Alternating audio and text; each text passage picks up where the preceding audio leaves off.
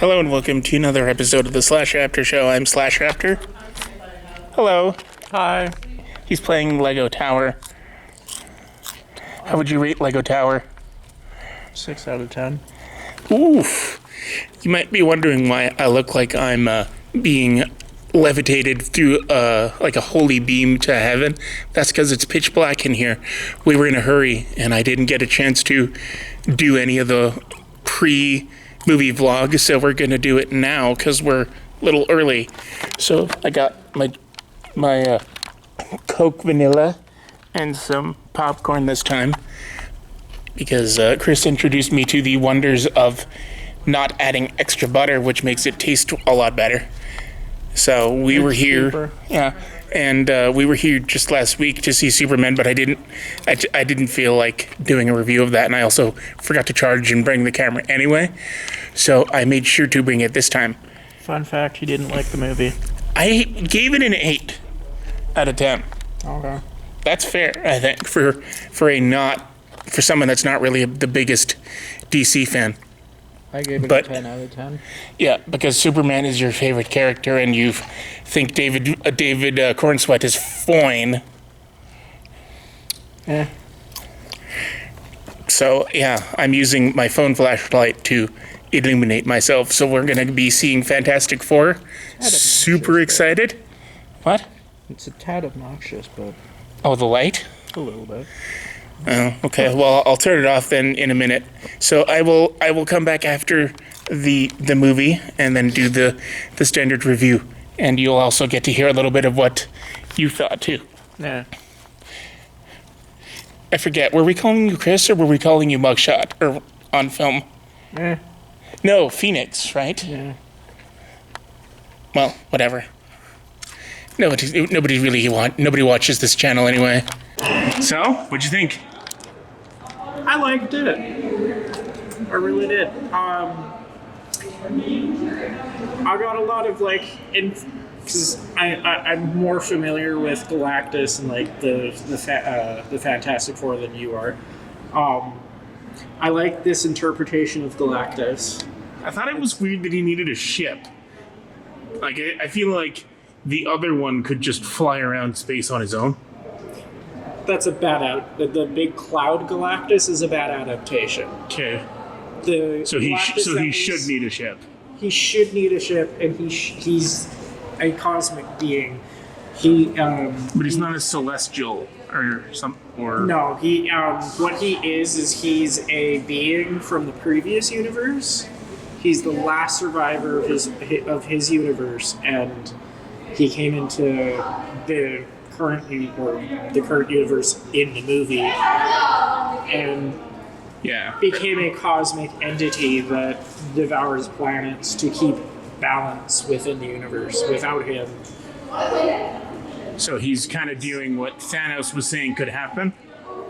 He's doing more than what Thanos did, and what Thanos wanted to do. But it's for the same reasons. It's kind of different reasons, but similar. And what he said about Franklin Richards is true. It's accurate to the comics. Franklin does kind of take his place. He carries on from the 616 universe into the next universe after the 616 universe, and ends up becoming essentially a god. Well, isn't the MCU on Earth 828? The MCU? Yeah. The MCU is 616, and the movie that we watched was 828. So how are they going to get to the current universe if they're on a different universe? We'll have to see. Doomsday is coming out. Yeah, and he's from there too. He had no dialogue, but we saw him with that mask at the end. Yeah, well, we'll see. We'll see what happens in Avengers Doomsday. Yeah, but first, it's Spider-Man Brand New Day next. Yeah. That's coming out, then Doomsday. Yes. Yeah, so I really liked it. I would give it maybe another 8 out of 10.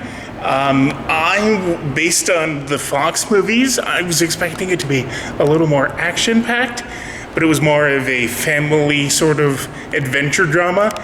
And while I respect the decision to not show the origin story like they did with Spider-Man, I feel like a 5-minute thing, just like recapping what they went through in space, just so we can see like them getting their powers, wouldn't have done any damage.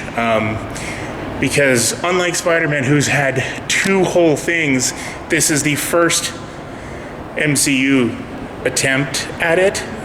So this is only like their second actually, well, if you count Fan Four Stick, which only was that I guess it's about the same as Spider-Man, but I don't know. I guess because they get their powers in very different ways in the Fox movies and even Fan Four Stick and the 1995 movie or 1994 movie, which I had to do a little bit of searching online to find, but we watched that just to see how all of them compare to this one. And yeah, so in the 994 thing, it's a comet that crashes to Earth that they go up in space to try and find. And then in the 2005 one, it's a storm in space, which I think is probably the closest to how it would have been in this one if they showed it. And then in Fan Four Stick, I think they're in like an alternate reality, and then or a parallel thing, and then they leave with powers. I don't know. I couldn't finish that movie, but yeah, all the casting was really good. I was like, I like Pedro Pascal, but I didn't like when my mind goes to a really smart scientist. He's not the first person that comes to mind, but he has so much range and he's ageless. So he pulled it off very well, which I guess is kind of to be expected because he's amazing in everything he's been in. I was kind of curious as to how Eddie from Stranger Things would be as a Johnny Storm, and I think he's probably the best one if you're talking about how accurate he is to the comics. But I am kind of biased towards Chris Evans because he's the first one I saw, and I liked the play, like the pranking between Ben and Johnny, and I thought that he had more of a comic relief role, and I thought that it worked a little better in the 2005 version, but Joseph Quinn definitely still has funny moments, but it's a different kind of funny, and it felt very in tune with the previous MCU movies, and the effects are amazing, especially when you're considering all the different versions we've seen, because the 1994 like effects from that movie, for like the fire and the stretching, was just ugh. But in 2005's effects totally hold up. I actually kind of liked the way they did Ben Grimm as the Thing better in that one, because it was a suit and he still looked like Michael Chiklis underneath it. This one, it's completely CG and motion captured, and it just, I don't know, it felt kind of hollow, like he wasn't really there. And I think Michael Chiklis was actually there because it was just a suit that he was wearing. So I kind of prefer that version. And out of all of them, the Eben Moss, whatever his name is, was the only person that I had no idea who he was. But I think all the cast members did a good job. The baby and Herbie are adorable. I loved those.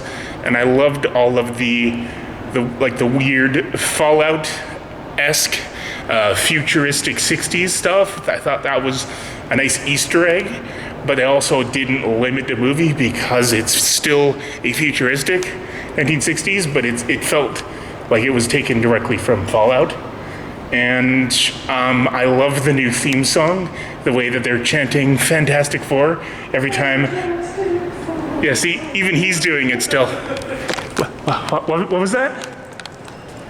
Fantastic Four. Yeah, every time. Very operatic. Yeah, every time that happened, we couldn't help but sing along.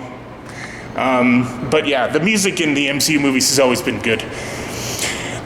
So yeah, I would give all in all the story, I think, because we already know that Doomsday is going to be, Doctor Doom is going to be in Doomsday. I feel like they did the best they can without having to use him as the villain, and I really liked the way they were able to defeat Galactus without actually defeating him, but I also liked how they had this baby that everyone knew was what he wanted, and then they were hated until Sue Storm goes out and talks to everybody and is like, listen, we're not giving up this baby, but we're also not giving up on you.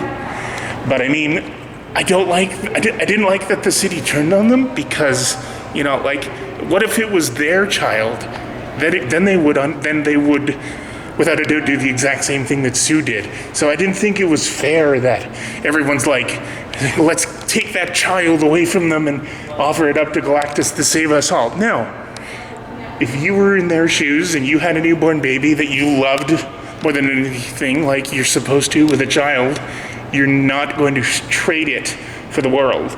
That's just not happening. And I felt like nobody was thinking rationally, probably because they were scared, but the fact that they were taking it out on the Fantastic Four, who have been there for them for years, just all of a sudden didn't seem very nice of New York, but then again, it is New York.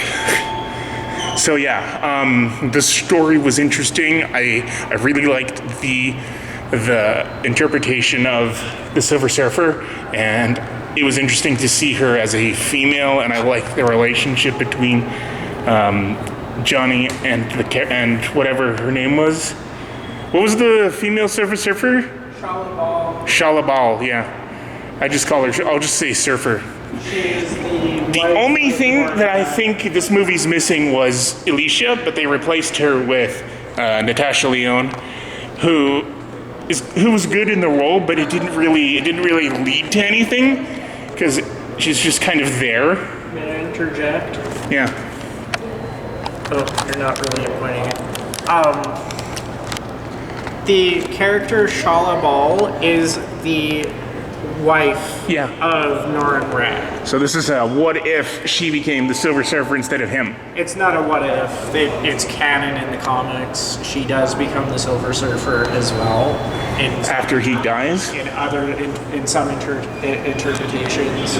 Yeah. And in others, he becomes the Silver Surfer. It really depends. But she's not a gender swap. No. No, you told me that. Yeah, so all in all, I think I'm gonna give this movie an 8. I'd have to watch it again to know for sure, but I think an 8 is fair. Same rating that I gave Superman.